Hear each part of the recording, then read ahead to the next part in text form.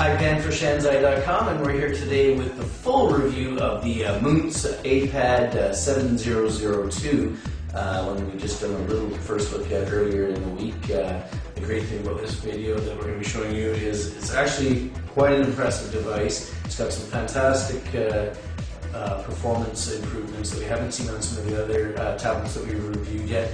Namely, right off the bat is some 1080p video, which we'll be showing you a little bit later in the review as well.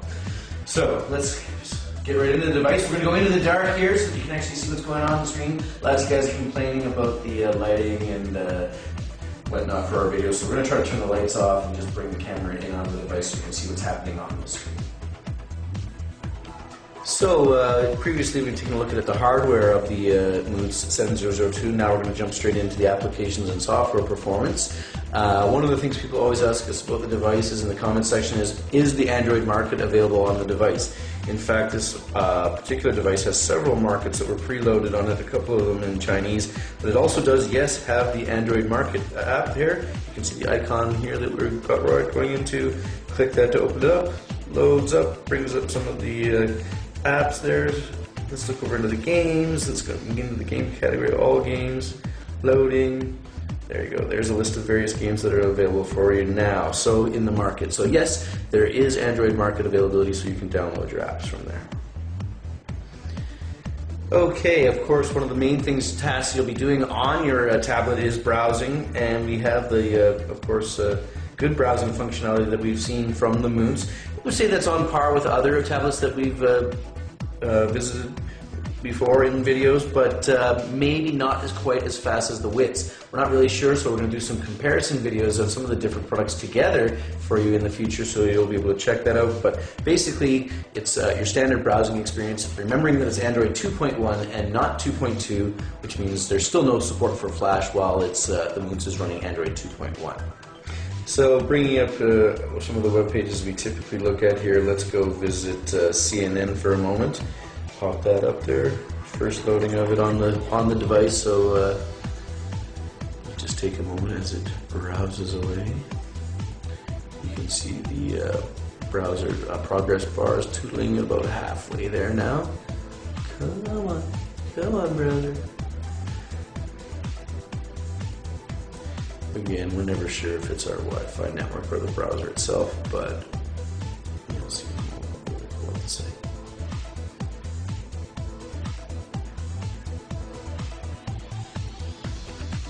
There we go, CNN. And you can see that it's the full version of CNN's webpage that it's actually showing, and not the mobile edition. So Android 2.1 with the browser preloaded seems to want to pull up the full websites, not the mobile editions that you sometimes see with your browsing experience on tablet devices. We'll take a quick dip into the music performance of the device, because I think that'll show you two interesting features of the particular Moons product. One of them is that it's got outstanding speaker quality, actually. If you play the song here, you can hear that the audio quality is quite loud, and actually it's only set at 3/4 volume right now. And that's one of the interesting things about the device, is that actually, while the music playback and the speaker quality is excellent in the videos and both the music applications, there is no dedicated hardware button for adjusting the volume on the particular sound that you're listening to at any given time, and you have to use the software buttons up there in the top of the screen. So basically, you almost want to preset your volume before you start listening to something, because it's a little bit difficult to change the volume while an application is playing. I think that's probably pretty easily solvable with a software update, so hopefully the Moons guys will be getting on that. While we're taking a look at the multimedia playback functionality of the Moons 7002, which is one of the places where it really shines, let's get into the video. And of course, I think still YouTube is probably going to be one of the most popular ways that people will be watching videos on their Moons devices. The YouTube application itself is not as complex as some of the applications we've seen, an actual playback screens, but if you'll see, I think you'll find that most of the actual video quality and playback is quite good. It's simplified interface, but the video does fill the screen. The performance is very good. The picture quality is quite clear. I mean, really, this is one of the better implementations of just actually watching the video. I think I would sacrifice great navigation around YouTube for better video quality myself. So I would say the video performance on this is excellent.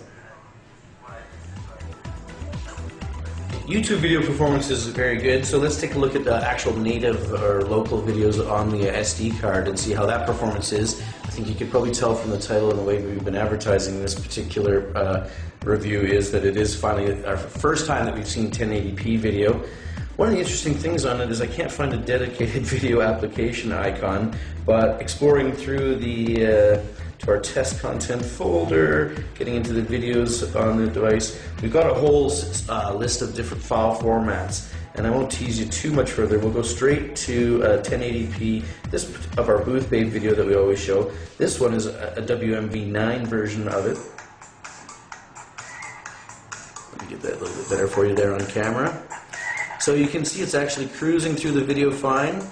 Our horrible audio in the background of that video is sounding just as horrible as it always does, so the audio quality is fine, there's no skipping there. And that's full 1080p video that you're seeing on the screen here.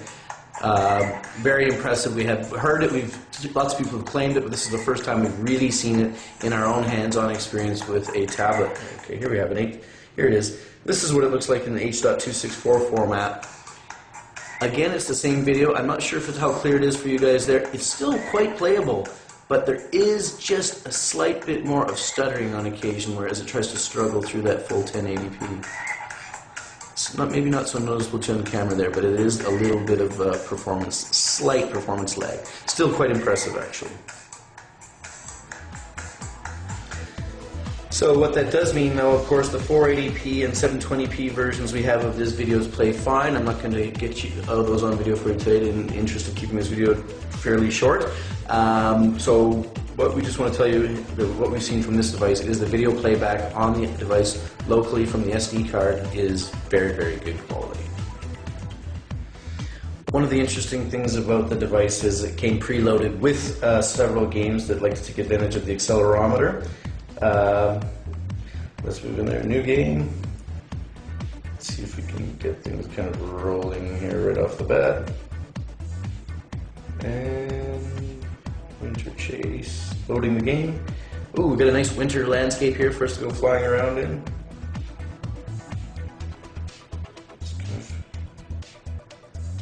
Oh, I see.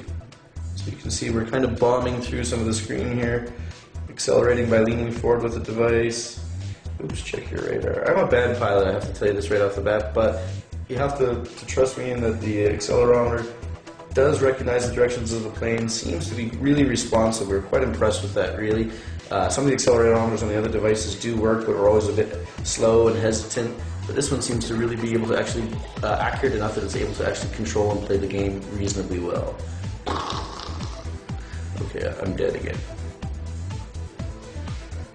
Speaking of the accelerometer, just so that you can see how that works on the device itself, actually, if you change the orientation of the screen, fairly quickly it slips over to the appropriate positioning depending on how you hold the device. All 360 degrees of motion, the accelerometer seems to work quite well.